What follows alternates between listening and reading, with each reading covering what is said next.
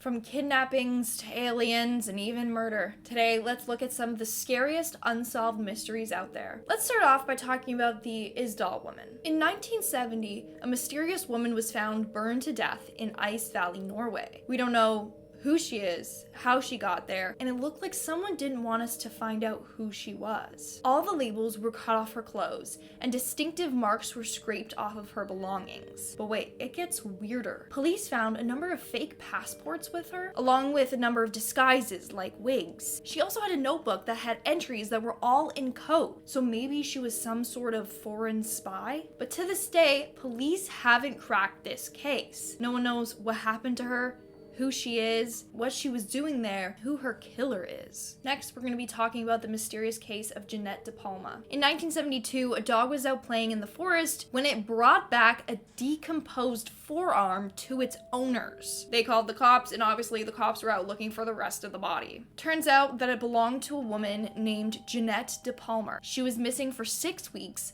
but eventually the rest of her body was found on a top of a cliff. Now what's weird is that when they found her body, it was surrounded by a bunch of occult symbols. So, rumor goes that she was sacrificed by cult members. Maybe she was even a part of this cult. Or she was killed for pissing off a bunch of Satan worshippers. Sadly, police couldn't find out the exact cause of her death because her body was so badly decomposed. Not only do we not know what her cause of death is, but we don't know why she was killed or by who. Next up, we have a story that's just out of this world because we're talking about aliens. Let me know in the comments below if you believe in aliens. This is the case of Max Spiers. Max Spiers was a ufologist and a conspiracy theorist. In July of 2016, he went to Poland to attend a conference to speak about secret military programs. On July 16th, he was at his friend's place when he passed out on her couch and stopped breathing. Now here's the scary part. Just days before his death, Max told his mom, and I quote, "If anything happens to me, investigate." He also told her that he felt like he was going to get murdered. But the police officer that investigated his death said that he died of natural causes. Because of that, no examination was further conducted. They didn't do an autopsy or anything. Apparently, it said that he just overdosed on anti-anxiety meds. But of course, many people believe that there's more to the story than that. Especially since he died only a couple of days after saying that he was going to get murdered. And he said he was closing in on some details about UFOs. So maybe he found out something about UFOs that he was going to reveal to the public. The government didn't like that and killed him off for it. Hey everyone, what's up? And welcome back to Freaky Fridays. It's me, your host, Lindsay Ivan, and today we are looking at some of the scariest unsolved mysteries. Dun, dun, dun.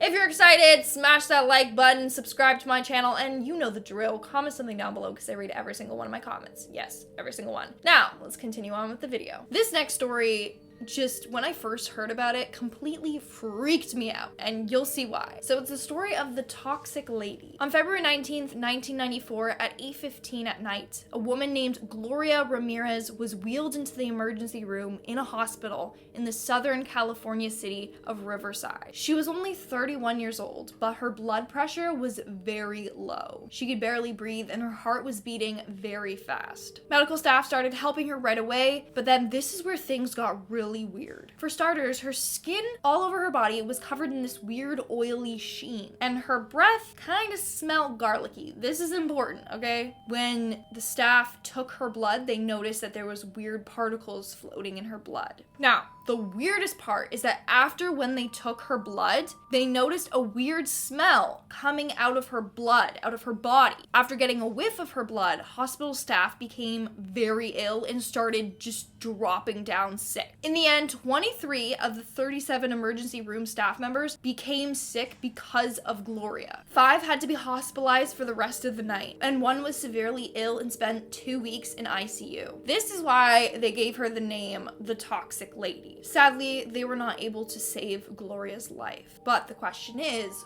what was wrong with her? How did this smell coming out of her body make people so sick? Well, there's a couple of theories, but we still don't know for sure. One theory is that Gloria was using something called DMSO to help with her cervical cancer. Now, DMSO is toxic, but back in the day, it was marketed as a cure-all. Now, when the DMSO is exposed to oxygen, it converts to dimethyl sulfate. And as a gas, Dimethyl sulfate vapors destroy cells in people's eyes, lungs, and mouth. When it gets in the body, it can cause convulsions, delirium, you name it. But the thing is that Gloria's family said that she was never on DMSO. So then, what can explain what happened? If she wasn't on DMSO, then who knows what happened? Next up, we have the famous Oak Island Mystery. The Oak Island Mystery is a 200-year-old legend that insists that pirate treasure is buried on Oak Island in Nova Scotia. Now, there have been multiple attempts to retrieve this treasure. However, no one has been successful. In fact, a lot of people have died trying to unearth this mystery. Now, what's so big about this treasure? Well, people believe that the treasure contains William Shakespeare's original manuscripts, Marie Antoinette's jewels, and other artifacts worth millions of dollars. But apparently, all of this stuff is located in a money pit. That's what it's called. It's 200 feet deep, and it's filled with booby traps to prevent anyone from reaching the treasure. Again, is this true? Is there actual treasure buried on this island? Because I want to know. Me and Nick Cage, we're gonna go solve it. National Treasure Part 3. Next up, we have the case of Larry Batter. There was once a man named Lawrence or Larry Batter. He was a cookware salesman from Ohio. But on March 15th, 1957, he went out on a fishing trip and never returned home. Now, people just assumed that he sadly got lost at sea. And in 1960, 3 years later, he was declared dead. This is the weird part. A couple years later, a man named John Fritz appeared in Nebraska. What was weird is that John Fritz looked exactly like Larry. He became a radio station announcer and soon a local TV personality. In 1965, someone from Ohio recognized John and was like, "Yo, that's Larry. He didn't die. There he is." But John had no idea who Larry was. He had no memory of Larry or that life. Psychiatrists even examined him and deemed that he was not lying, because people just assumed that he wanted to start over. Maybe he had debt. Who knows? But after running tests, his fingerprints were the same as Larry. So John was Larry. So now here's a couple of theories. The first one is obviously that he faked his death. He just wanted to start a new life in Nebraska. Theory number 2 is that he suffered from dissociative amnesia and he genuinely forgot who he was. Sadly, he passed away in 1966 and the case was never solved. So we don't know what the heck happened. But let me know what you think in the comments below. This next story takes place in Tokyo. It's a big unsolved mystery there. On September 29th of 2000, a worker at a Tokyo apartment complained to management about a bad odor coming from one of the apartments. Okay, you know what's coming. When they went inside, 28-year-old Yoko Yoshida was found dead laying on her bed. Now, Yoko was a well-known manga artist. Autopsy reports said that she was strangled to death and she was laying there for 10 days before anyone had found her. But what's weird is that she was found with 3 million yen in her wallet. So whoever strangled her didn't rob her. Police believe that Yoko knew who her killer was and maybe she was killed out of jealousy because of her success. The second theory is that since she was a well-known artist,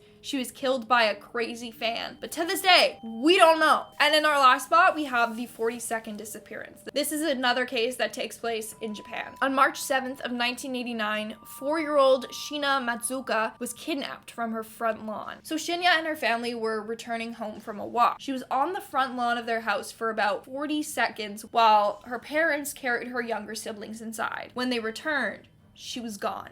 It happened that fast. 40 seconds and their life changed forever. Over the years, people have claimed to see her, but police would follow those leads and nothing would come of it. So this remains one of the most mysterious cases in Japan. Nobody knows what happened to her and who took her. All right, guys, those are all these scary unsolved cases that we'll be looking at in today's video. If you want to see another part to this, then let me know in the comments below. And while you're down there, you know the drill. Smash that like button. Obviously, subscribe to my channel. I've been your host, Lindsay Ivan. Happy Freaky Friday, and I'll see you when I see ya.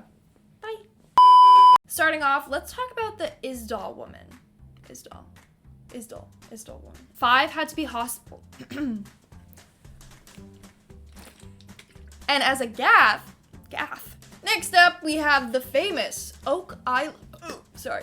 Insists that pirate treasure is But apparently, I didn't introduce Freaky Friday again. I'm a bad host, okay.